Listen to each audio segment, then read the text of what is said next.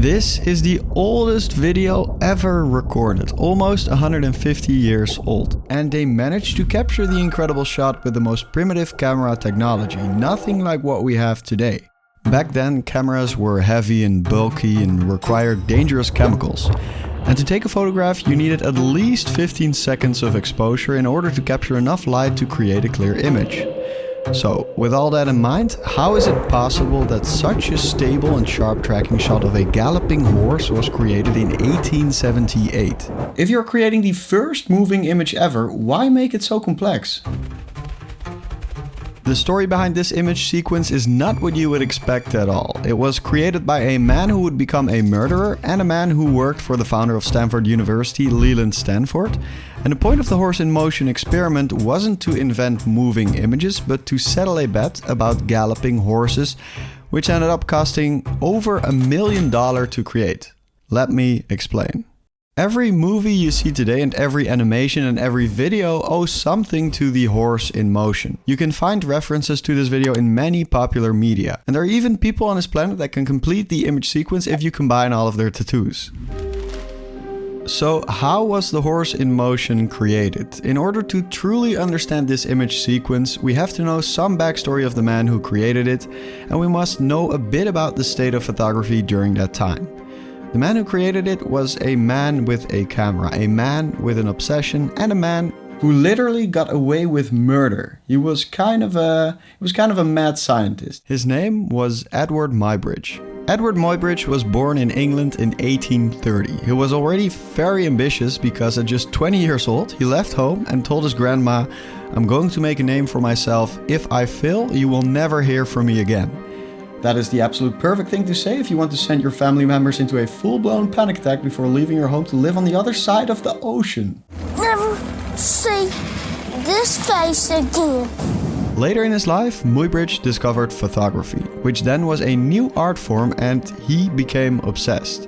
He learned how to capture landscapes with large, complicated glass plate cameras. His landscape photography was breathtaking and he became a well-known photographer. He traveled deep into Yosemite Valley with hundreds of pounds of camera equipment just to capture a single shot. I bet photographers at the time would never be able to guess how lightweight future cameras would become. We don't even have to carry them anymore, we can just fly them to preferred locations. We can use the same cameras to deliver beer at concerts.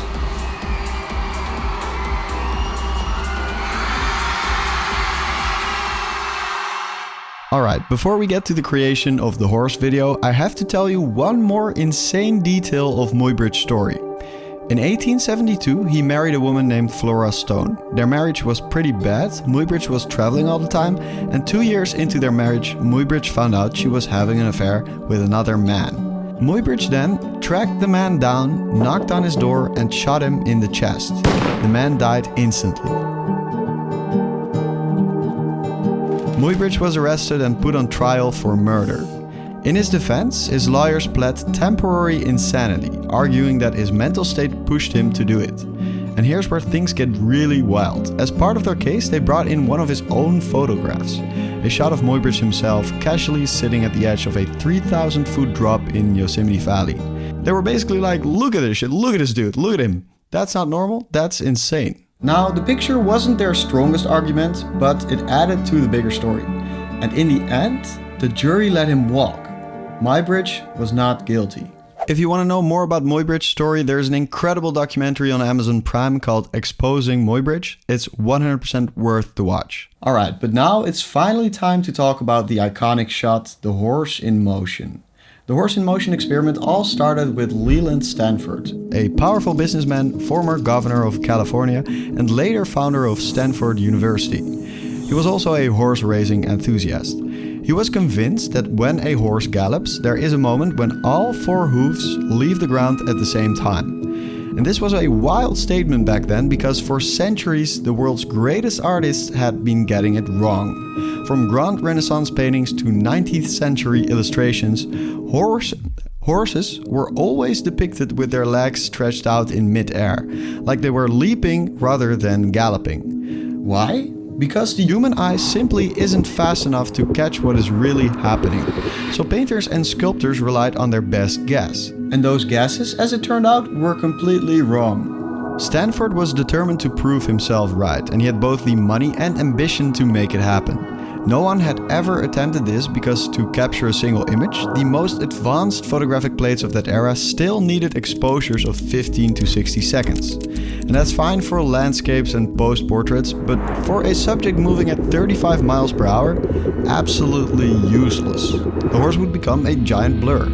To get a sharp image, Muybridge needed a shutter speed of not 15 seconds, not 5 seconds, not 1 second, but a fraction of a second, like 1/1000th of a second. An exposure so fast that no existing camera at the time could achieve it.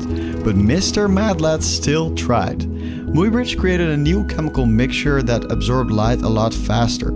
He also painted the walls at the track white, spread white marble dust and lime on the ground, so more light would reflect into the lens and the horse and rider would pop out against the backdrop. Muybridge also created a spring-loaded electromechanical shutter that could snap open and shut almost instantly. The vision started to become more clear, but there was one last hurdle. If he wanted to capture the exact moment a horse's hooves left the ground, he needed to break motion down into separate frames and capture those frames at the exact right moment. So a single frame wasn't enough. The solution was multiple cameras. Multiple cameras were lined up in a row, each capturing a different fraction of a second. Along the edge of the racetrack at Stanford's farm, Muybridge positioned a series of 12 large wooden cameras. But how could he trigger them at just the right moment? His answer was ingenious. He stretched thin tripwires across the track, each one connected to the shutters, and as the horse galloped forward, its hooves snapped the wires one by one, automatically triggering the cameras in perfect sequence. For the first time in history, movement wasn't just captured, it was dissected into individual frames. The results were undeniable. There it was, a horse mid-gallop with all 4 hooves completely off the ground. The world had never seen anything like it, but exactly that turned out to be a problem. But before we move on to talk about Muybridge's problem, I must quickly thank the sponsor of this video, Artlist. Just like the invention of the moving image, Artlist is also working on some revolutionary visual technology because last month they released their AI image and video generation feature. And I already used it to create parts of this current video because it's actually pretty good. Let me show you how to use it, because if you've worked with AI, you know it's a tool and you have to learn how to use it in order to create something good. So it all starts on Artlist AI image and video tab. Here you can pick a style that fits your video and then create a prompt for the image that you want. So for this shot, for example, I used the prompt top-down shot of an old large wet plate photo camera in a dark room. I generated around 6 to 9 images before I found a fitting one.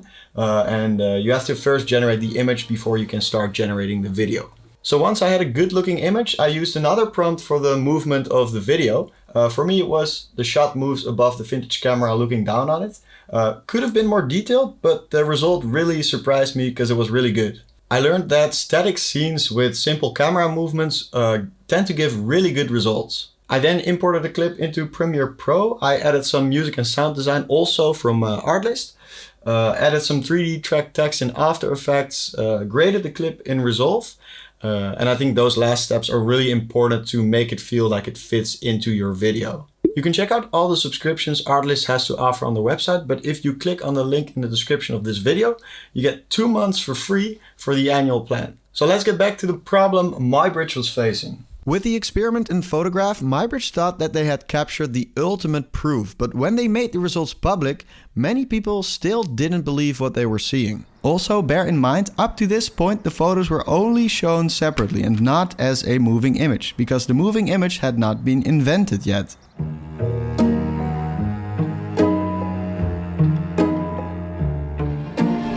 The photographs defied everything people thought they knew about how a horse ran.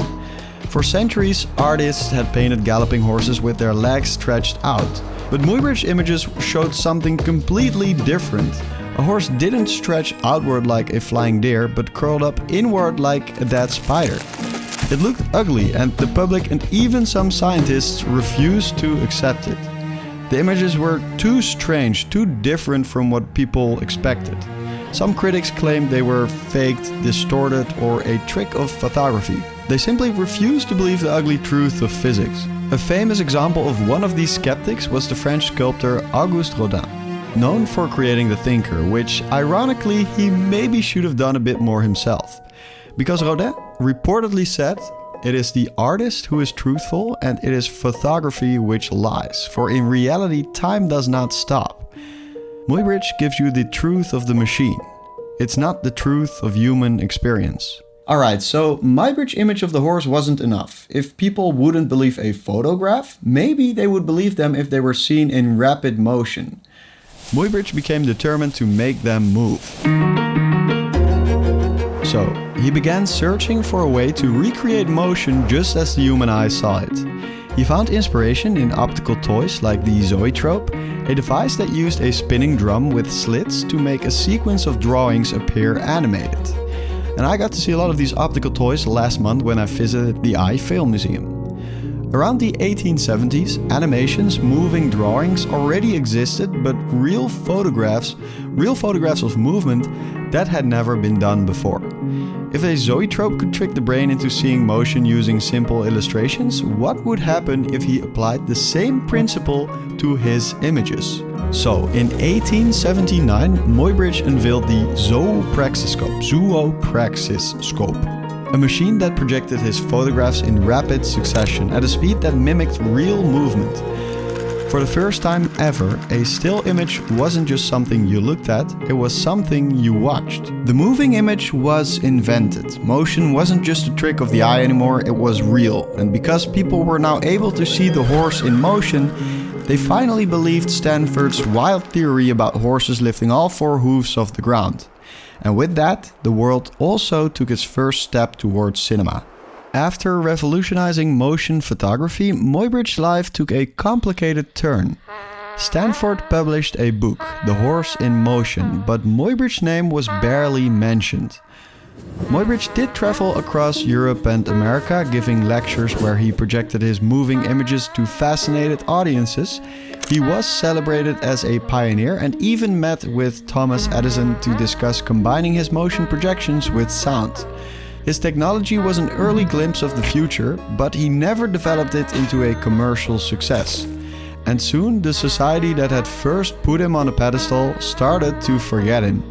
In December 1895, the Lumiere brothers started their motion picture projections, and that left Muybridge completely behind with his spinning papers. The Lumiere brothers and Edison would later be credited as the true fathers of cinema. So now that we know the full story of The Horse in Motion, there's a couple important things we need to clear up.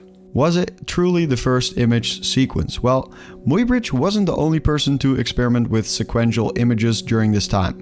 In 1874, astronomer Pierre Janssen took multiple exposures of Venus moving across the sun.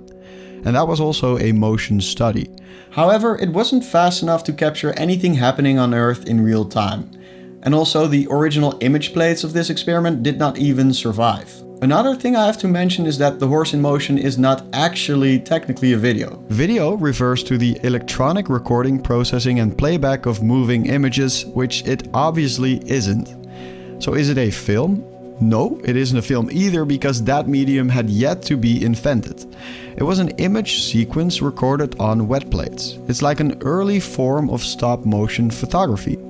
I decided to call it video because most people associate video with all types of moving images, but the correct term would be an image sequence. The honor for the oldest surviving film, so shot on actual film, goes to Louis Le Prin, who in 1888 filmed Roundhay Garden scene. Muybridge's work was groundbreaking nonetheless. It remains the earliest form of what most people, although technically incorrect, revert to as video. It was the first time real motion had been frozen and reconstructed in a way that accurately depicted reality. It was the first time anyone had successfully captured a real living creature and broken it down into high-speed photographs. For the first time, people could see what the eye had never been able to catch. Muybridge changed the way humans perceived time itself and made people care. It laid the foundation for everything that came next. Every animated frame, every movie, every YouTube video owes something to that experiment in 1878.